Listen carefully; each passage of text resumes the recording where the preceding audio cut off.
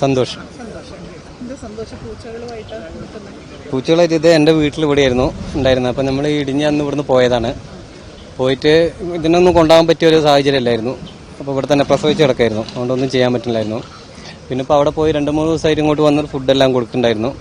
പിന്നെ ഇന്നലെ ഇതിൻ്റെ മൃഗസംരക്ഷണ വകുപ്പുകാർ പോയിട്ട് ഗ്ലൂക്കോസൊക്കെ കൊടുത്ത് വന്ന് പിന്നെ അവർ ഇന്നലെ ഫുഡ് അവർ കൊടുത്തിരുന്നു അവിടെ.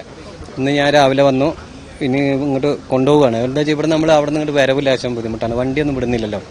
പിന്നെ അവിടെ നീലിക്കാപ്പ് പറഞ്ഞ സ്ഥലത്തുനിന്ന് അട്ടമല വരെ നടക്കണം. 4 കിലോമീറ്ററോളം ഉണ്ടായി. അത് വളരെ ബുദ്ധിമുട്ടായി തോന്നുക. ടയർഡായി പോവുകയാണ്. പിന്നെ ഇവിടെ വന്ന് ഇത് കണ്ടു കഴിഞ്ഞാൽ പിന്നെ അന്നത്തെ ദിവസം നമുക്ക് വേറൊന്നും ചിന്തിക്കാൻ തോന്നുന്നില്ല. ഇവിടെ ഈ കാണുന്നിടത്തൊക്കെ നമ്മളെ സുഹൃത്തുക്കളും കുടുംബക്കാരും കൂട്ടക്കാരും ഒക്കെ ഉണ്ടായിരുന്നാണ്. എല്ലാവരും പോയി. ഇത് ഈ നാട്ടിലേക്ക് വരുമ്പോൾ തന്നെ എന്തോ ഒരു വയ്യാണ്ടാവുക. എൻ്റെ വീട് അട്ടമല. ഇവിടെ നിന്ന് 1 കിലോമീറ്റർ അപ്പുറം.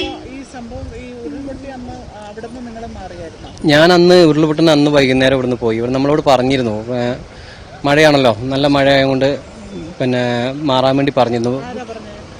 പഞ്ചായത്ത് നിന്ന് പറഞ്ഞിരുന്നു. ഇവിടെ പിന്നെ കുറെ അറിയുന്ന ആൾക്കാരൊക്കെ ഇങ്ങനെ നമുക്കറിയാലോ. ഇവിടെ ഇപ്പോൾ അന്ന് അങ്ങനെ മഴയായിരുന്നു. അന്ന് ഞാൻ അമ്മയും പെങ്ങളൊക്കെ എൻ്റെ അമ്മാവൻ്റെ വീട്ടിലേക്ക് മാറ്റിയിട്ട് ഞാനും വൈഫും പിള്ളേരും കൂടി വൈഫിൻ്റെ വീട്ടിലേക്ക് പോയി. അവിടെ അപ്പോൾ അന്ന് രാത്രി വൈഫിൻ്റെ വീട്ടിലെ വെള്ളം കയറി. അവിടെ അടുക്കളകളിലും സിറ്റ് ഔട്ടിലൊക്കെ ഫുൾ വെള്ളം കയറിയിട്ട് അവിടെ ഞങ്ങളൊരു ക്യാമ്പിലേക്ക് മാറ്റി. ആ വെള്ളം കയറി നിൽക്കുമ്പോഴാണ് ഇവിടുന്ന് വിളിച്ച എൻ്റെ സുഹൃത്തിൻ്റെ ഒരു ദിലീപ് എന്ന് പറഞ്ഞ സുഹൃത്ത്. അവൻ വിളിച്ച് പറഞ്ഞിട്ട് ആ വീട്ടിലൊക്കെ വെള്ളം കയറിയിട്ട് പൊട്ടിയിട്ട് വീടൊക്കെ പോയിട്ടുണ്ട്. ഞങ്ങളിങ്ങനെ ഒരു കുന്നിൻ്റെ മേലെ നിൽക്കുകയാണ്, നീ ആരെങ്കിലും വിളിച്ച് അറിയുന്നവരാരെങ്കിലൊക്കെ വിളിച്ച് പറയുമെന്ന് പറഞ്ഞു.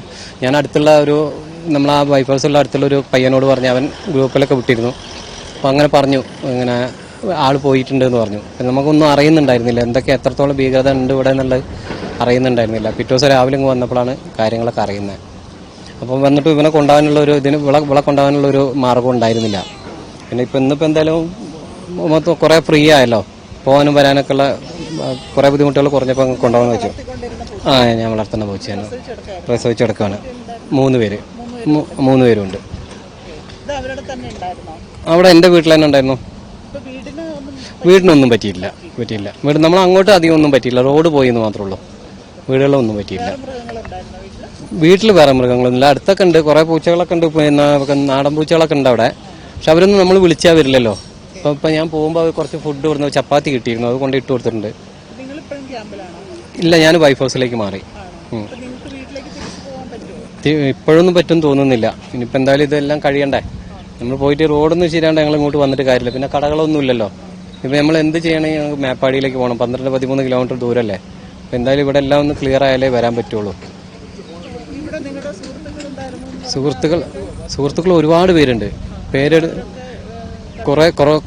കുറച്ച് പേരൊക്കെ ഒരു പകുതി പേര് രക്ഷപ്പെട്ടു, പകുതി പേര് പോയി. ഇപ്പം നമ്മളെ മുണ്ടക്കായിൽ നിന്ന് നോക്കുകയാണെങ്കിൽ കുറേ പേര് പോയി. എല്ലാവരും നമ്മളെന്നും കാണുന്നവരാണ്. ഈ കടയിൽ ഈ ഇവിടെ ഞങ്ങൾ കൂടൽ എല്ലാവരും വന്ന് അവിടെ നിന്ന് കൂടൽ വർത്താനം പറയുന്ന ചിരിക്കലൊക്കെ ഉണ്ടായി എല്ലാം പറഞ്ഞ് പങ്കുവെച്ച് പോകുന്നൊരു നാടുമാണിത്. പരസ്പരം ആരോടും ദേഷ്യമോ ഒന്നുമില്ലാണ്ട് പരാതിയോ പരിവോ ഇല്ലാണ്ട് പോകുന്നൊരു നാടായിരുന്നു.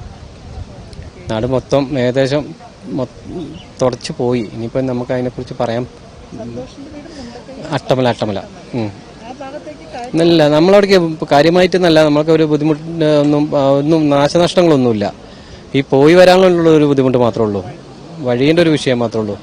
ഞങ്ങളവിടെ ഒരു 10-24 കുടുംബമുണ്ട്, അവർക്കൊന്നൊരു പ്രോബ്ലം ഇല്ല. പക്ഷെ ഇത് കാണുമ്പോൾ നമ്മളിതിൽ എന്താ പറയുക, വാക്കുകളില്ല പറയാൻ.